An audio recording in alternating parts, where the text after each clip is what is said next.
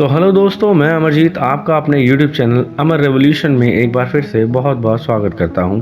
तो दोस्तों, आज का हमारा वीडियो कुछ अलग ही होने वाला है। जैसा कि आप आज की वीडियो का थंबनेल देखकर समझ ही चुके होंगे कि आज हम इस वीडियो में एक ऐसे जीव के बारे में जानेंगे जो कि हमारी धरती पर हजारों लाखों वर्ष पूर्व राज किया करते थे और उस समय पृथ्वी पर पाए जाने वाले सबसे ज़्यादा खतरनाक जीव थे और जिनको हम डायनासोर्स के नाम से जानते हैं। और ये लगभग 16 करोड़ वर्ष तक पृथ्वी के सबसे प्रमुख स्थलीय जीव रहे। जीव वैज्ञानिक आज तक की गई जीवाश्म की खोजों के आधार पर यह बताते हैं कि डायनासोर्स दोनों तरह के पाए जाते थे, शाकाहारी डायनासोर्स और मांसाहारी डायनासोर्स। और तो और ये डायनासोर्स 2 पांव पर चलने वाले और 4 पांव पर चलने वाले दोनों ही प्रकार के थे और कुछ प्रजातियां 2 पांव और 4 पांव दोनों पर ही चलने में सक्षम थी। जीवाश्म वैज्ञानिकों ने डायनासोर के अब तक 500 विभिन्न वंशों और 1000 से अधिक प्रजातियों की पहचान की है। इनके अवशेष पृथ्वी के हर महाद्वीप पर पाए जाते हैं। हालांकि डायनासोर्स को आमतौर पर उनके बड़े आकार के लिए जाना जाता है, लेकिन कुछ डायनासोर्स प्रजातियों का आकार इंसान के बराबर और इंसान से छोटा भी होता था। डायनासोर्स के कुछ समूह अंडे देने के लिए घोंसलों का निर्माण करते थे और आधुनिक पक्षियों के समान उन घोंसलों में अंडे दिया करते थे। और 1842 में सर रिचर्ड ओवेन ने ग्रीक भाषा से लिए गए शब्द डिनोस, जिसका मतलब होता है भयानक व ताकतवर, और सोरस, जिसका मतलब होता है छिपकली, इन दोनों शब्दों को मिलाकर नाम दिया डायनासोर्स। 19वीं सदी में पहला डायनासोर जीवाश्म मिला तो उसके बाद डायनासोर्स के टंगे कंकाल दुनिया भर के संग्रहालयों में लगाए गए, जो कि आकर्षण का मुख्य कारण बन गए। डायनासोर के विभिन्न प्रजातियों के अवशेष पृथ्वी के सभी महाद्वीपों पर पाए गए हैं, लेकिन भारत के साथ डायनासोर का खास संबंध है। शोधकर्ताओं का मानना है कि जहां पृथ्वी पर अन्य जगहों से डायनासोर लगभग 6 करोड़ वर्ष पूर्व विलुप्त हो गए थे, वहीं भारत की धरती पर इसके बाद भी वह विचरण करते रहे। यहाँ डायनासोर लगभग 50 से 60 लाख वर्ष पूर्व तक मौजूद रहे। भारत की धरती से इसके प्रमुख सबूत भी मिले हैं। नेशनल ज्योग्राफिक जर्नल की टीम ने गुजरात की नर्मदा नदी के इलाके में व्यापक स्तर पर खोज अभियान चलाया था। इस दौरान उन्हें कुछ जीवाश्म मिले।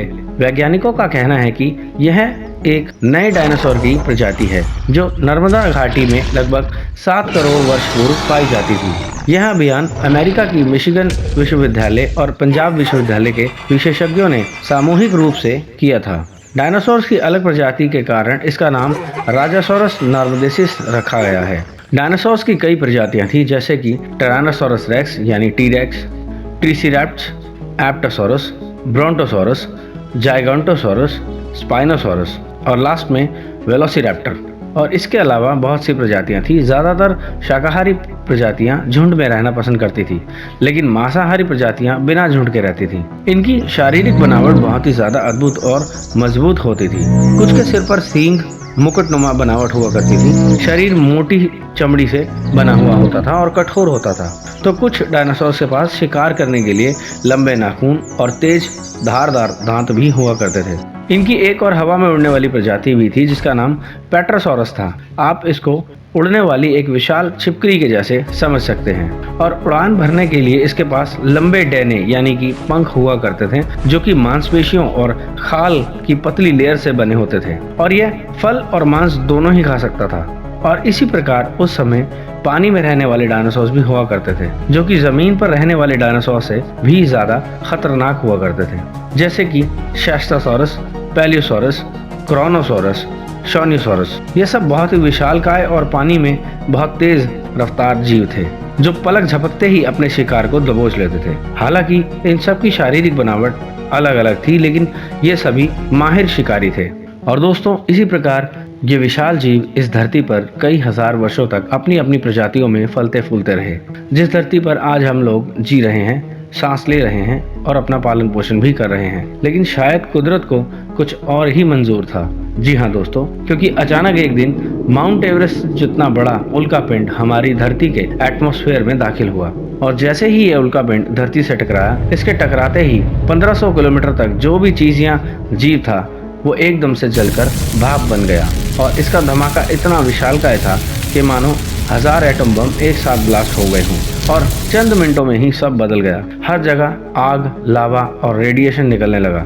रेडिएशन की गर्मी इतनी ज्यादा थी कि सब कुछ गलने लगा और इसकी टक्कर से पृथ्वी की टेक्टोनिक प्लेट्स भी बुरी तरह खिसक गई, जिस कारण लावे का सैलाब आ गया। यह तबाही का मंजर था, क्योंकि उल्कापिंड के टुकड़े शॉक वेव की वजह से आसमान में चले गए थे।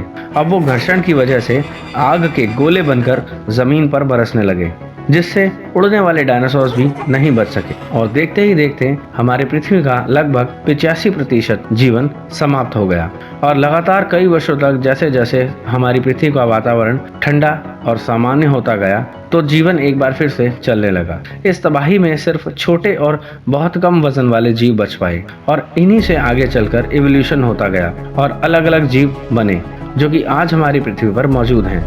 इस प्रकार डायनासोर्स का अंत हुआ और छोटे जीवों को जीने के लिए और पनपने के लिए एक बेहतरीन मौका मिला। इसी वजह से आज इस पृथ्वी पर इंसान अपनी बुद्धि की वजह से राज कर पाया है। तो दोस्तों, आप इसके बारे में क्या सोचते हैं? अपनी राय कमेंट बॉक्स में लिखकर मुझे बता सकते हैं। मैं आशा करता हूँ कि आपको मेरा ये वीडियो ज़रूर पसंद आया होगा और अगर आपको मेरा ये वीडियो अच्छा लगा हो तो प्लीज़ इस वीडियो को ज़्यादा से ज़्यादा लाइक, शेयर, कमेंट ज़रूर कीजिए और मेरे चैनल को सब्सक्राइब ज़रूर कीजिए।